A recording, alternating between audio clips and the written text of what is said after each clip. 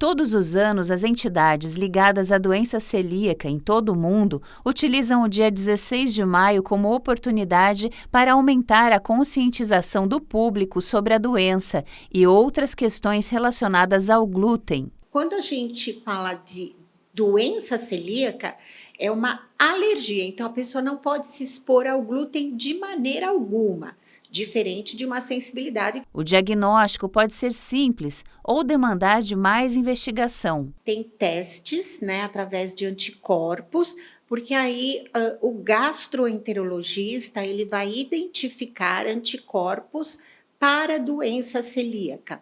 Se tem anticorpos que estão aí atacando, principalmente essa mucosa intestinal, que é onde essa pessoa vai desenvolver os sintomas indesejáveis. Aí, se houver necessidade, os exames serão aprofundados, tá? E aí pede-se uma biópsia do duodeno, do intestino, para se certificar mesmo que é a doença celíaca. O intestino inflamado perde a capacidade de absorção dos nutrientes. Então, a pessoa comendo glúten, ela desencadeia uma reação muito grande no intestino, independente dela ter a microbiota boa ou microbiota ruim, e aí essa mucosa ela fica muito achatada dentro. Vamos imaginar uma esponja de lavar louça, tá? Que a gente sabe, aquela amarelinha com verde, quando ela tá nova.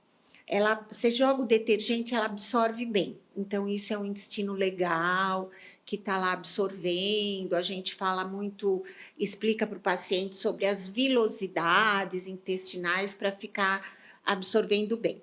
Aí, quando você é celíaco, é como se tivesse aquela esponja tá velha, que ela tá usada, você joga o detergente, ela escorrega o detergente, ele não absorve. Os sintomas desse processo inflamatório variam de pessoa para pessoa. Mas ela começa a ter muitas dores na região aqui do abdômen,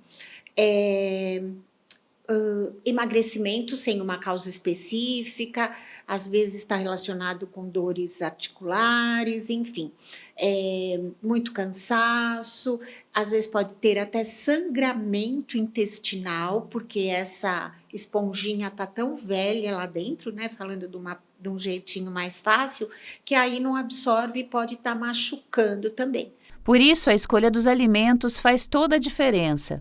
Eu sou intolerante ao glúten, né? Eu tenho uma sensibilidade, vamos supor. Não estou falando alérgico, porque se ele se expor a uma cerveja, ele vai ter dores horríveis. Agora, eu tenho sensibilidade ao glúten, eu não como nada de farinhas durante a semana, mas fim de semana eu tomo cerveja. Não, aí o malte tem. E o centeio também. O que é o centeio? Onde estão aqueles pães mais escuros, né?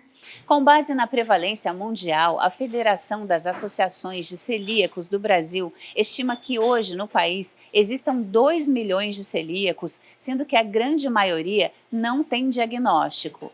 Quem conseguiu superar o desafio de viver com dor ou grandes desconfortos, agora compartilha os saberes.